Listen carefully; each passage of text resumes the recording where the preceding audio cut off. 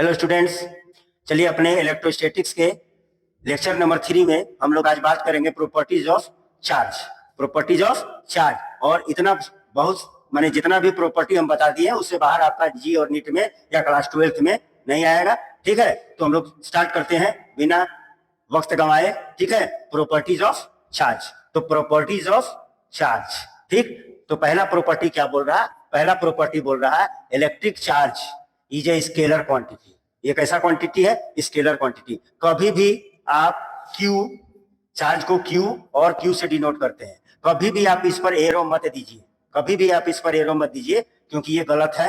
ये scalar quantity होता है। आप लिख सकते हैं, क्या लिख सकते हैं? क्यू और क्यू, ये लिख सकते हैं। ठीक है, यानी charge is a scalar quantity होता है। दूसरा बोला जा रहा है charge is not a fundamental quantity, it is a derived quantity. तो फंडामेंटल क्वांटिटी आपको पता है, फंडामेंटल क्वांटिटी कितने होते हैं? 7 होते हैं। क्या उस 7 में चार्ज है?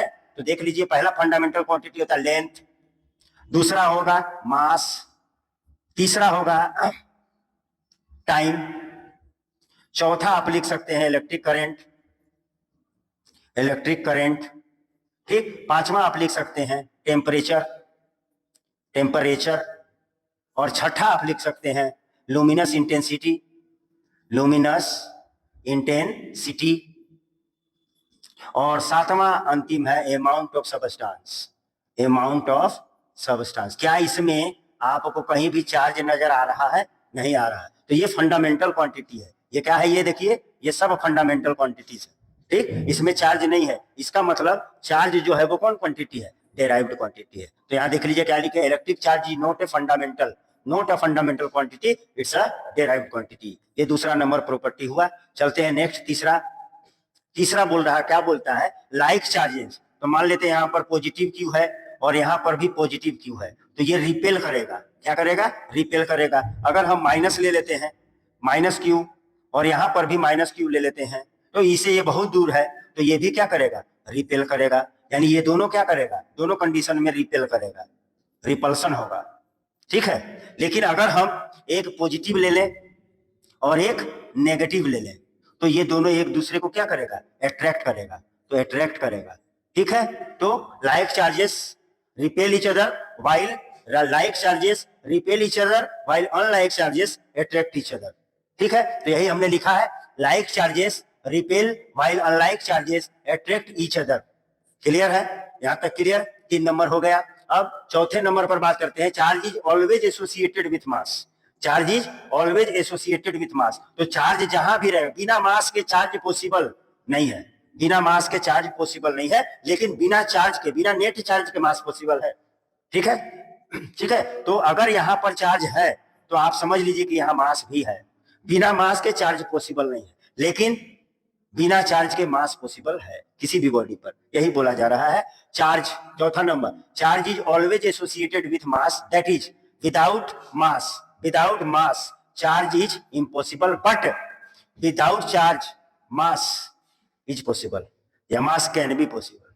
ठीक है, चलिए आगे बढ़ते हैं। नेक्स्ट में पांचवा नंबर प्रॉपर्टी बोल रहा है charges have N additive property, additive property. तो मान लीजिए आपके पास कोई एक आइसोलेटेड बॉडी है और इस पे चार्ज है, कितना ले लीजिए? कुछ ले लीजिए, plus Q1 plus Q2 minus Q3 minus Q4 plus Q5।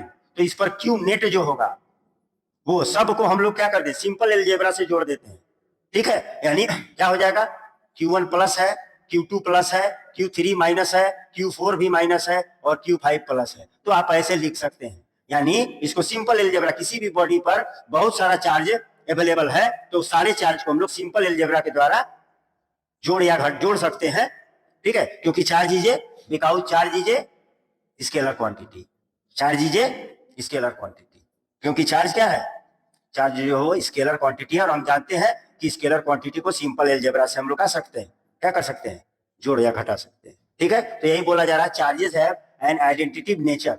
ठीक है, additive nature. Charge on isolated body, isolated body can be added by simple algebra, by simple algebra. Isolated body, ठीक है, आइसोलेटेड बॉडी यही है, ये है charge, because charge is a scalar quantity, charge is a scalar quantity. बढ़ते हैं आगे।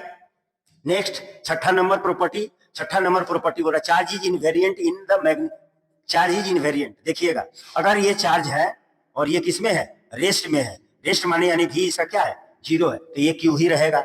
अगर इसी चार्ज को हम बहुत लार्ज वेलोसिटी दे दें, बहुत ज्यादा वेलोसिटी से फेंक दें, तो भी इसका वैल्यू यही रहेगा, यानी इसका मैग्नीट्यूड चेंज नहीं होगा, या वो रेस्ट में रहे या वेलोसिटी से बहुत हाई वेलोसिटी से मूव करे। ठीक है, तो यही बोला जा रहा है कि चार्ज इज इनवेरिएंट। इनवेरिएंट माने नहीं बदलता है। That is the magnitude of charge do not change either at rest और इन मोशन। रेस्ट में भी रहेगा तो भी उसका मैग्नीट्यूड चेंज नहीं होगा, मोशन में रहेगा तो भी उसका मैग्नीट्यूड चेंज नहीं होगा। ये 6 नंबर प्रॉपर्टी है। 7वां नंबर बोला जा रहा है charge is transferred quantity, transferable quantity. ठीक है, चार्ज जो है वो ट्रांसफरेबल क्वांटिटी है। इसका मतलब हम बोल सकते हैं कि अगर ये कोई बॉडी है, इस पर हम बोल देते हैं कि 10 कूलम का चार्ज है और इस बॉडी पर हमको चार्ज को ट्रांसफर करना है। अगर हम कितना कर देते, कितना भी आप ट्रांसफर कर सकते हैं, 3 कूलम का चार्ज ट्रांसफर कर दे तो इस पर 3 कूलम चार्ज आ जाएगा और इस पर कितना बच जाएगा, इसमें बच जाएगा 7 कूलम और ये 3 कूलम। ठीक है, यानी charge is transferable quantity, it can be transferred from one body to another body, from one body to another body. ठीक है, ये हमारा 7वां प्रॉपर्टी है। ठीक है, हम पूरा जितना भी चार्ज का प्रॉपर्टी है सब आपको लाके पेश किए हुए हैं, इससे बाहर क्वेश्चन नहीं आएगा। 8 नंबर बोल रहा है charge at rest produces only electric field around it. तो ये बोल रहा है कि अगर चार्ज रेस्ट में होता है, चार्ज रेस्ट में होता है, अगर कोई चार्ज है और ये रेस्ट में है, कहाँ है, रेस्ट में है, यानी v बराबर 0 है, तो ये अपने चारों तरफ 3 डायमेंशनल स्पेस में केवल इलेक्ट्रिक फील्ड जनरेट करेगा, ओनली इलेक्ट्रिक फील्ड जनरेट करेगा। इलेक्ट्रिक फील्ड को ई वेक्टर से डिनोट करते हैं। ठीक है, चलिए नेक्स्ट बढ़ते हैं। नेक्स्ट में हम 9वां नंबर प्रॉपर्टी देखते हैं। जब चार्ज यूनिफॉर्म मोशन में चलेगा, ये चार्ज है और ये मूव कर रहा है जी, यानी किसमें, यूनिफॉर्म मोशन में, यूनिफॉर्म मोशन से चल रहा है।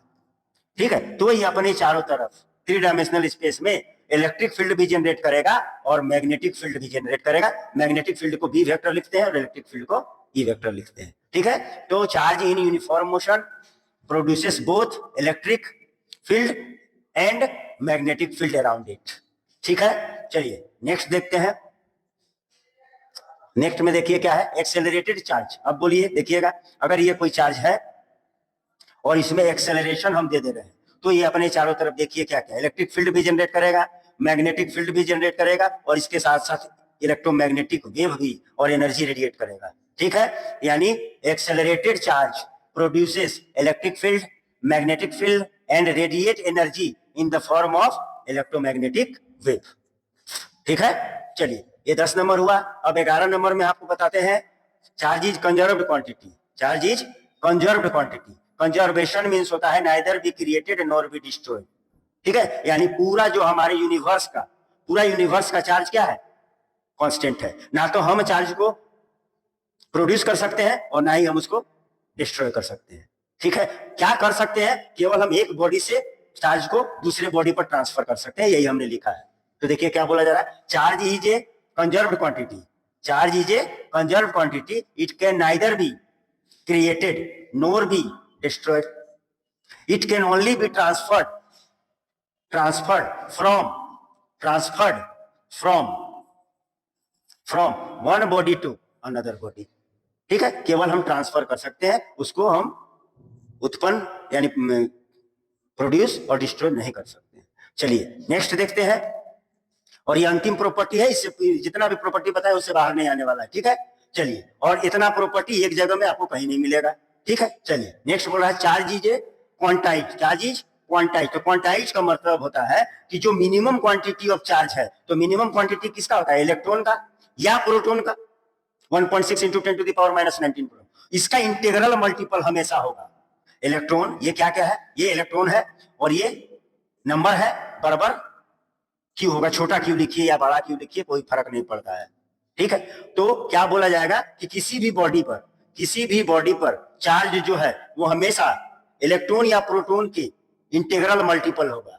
अच्छा, और हम ट्रांसफर भी कर सकते हैं, तो एक बॉडी से दूसरे बॉडी पर अगर हम चार्ज को ट्रांसफर भी करेंगे तो वो भी हमेशा इलेक्ट्रॉन या प्रोटॉन के चार्ज के इंटीग्रल मल्टीपल ही होगा। ठीक है, तो इसको दो तरीका से लोग लिखते हैं, एक लिखते हैं Q बराबर Ne और एक लिखते हैं Q बराबर +- Ne। ठीक, तो यहां पर N जो है वो क्या है, 1 2 3, 0 भी ले सकते हैं आप, न्यूट्रल हो जाएगा, 3 4 एंड सो ऑन। और यहां पर जब हम लिखेंगे n बराबर, तो हम लिखेंगे 0 +-1 +-2 +-3, ऐसे लिखेंगे। ठीक है, बात समझ में आई? तो किसी भी बॉडी पर क्या बोल रहा है, charge is a quantize, the charge on an isolated body और transfer from one body to another body is always in the form of integral multiple of charge, integral multiple of charge of electron और proton. ठीक है, electron और proton, integral multiple of charge of electron और proton. ठीक है, Q बराबर N हमेशा। ठीक है, कभी भी अगर आपका N बराबर आ जाए 1/2 नहीं होगा, N बराबर आप 0 पॉइंट कुछ ले लीजिए, पॉइंट में नहीं होगा। ठीक है, अगर पॉइंट में लिख दें, हम पॉइंट में लिख दें, कैसे लिख दें, 2.4 लिख दें, नहीं होगा। ठीक है, तो पॉइंट में नहीं होगा, डिवीजन में नहीं होगा, हमेशा इंटीग्रल मल्टीपल होना चाहिए। ठीक है, तो ये these are the 12 properties of charge. ठीक, और इससे बाहर आपका एग्जाम में नहीं पूछेगा, या तो आप चाहे आप 12 की बात कर ले, या नीट की बात कर ले, या जी मेंस की बात कर ले, या जी एडवांस की बात कर ले, आपको इससे बाहर कोई प्रॉपर्टी नहीं पूछेगा। ठीक है, तो इसी तरह से हमारे चैनल को लाइक करते रहिए, सब्सक्राइब करते रहिए और शेयर करते रहिए। धन्यवाद।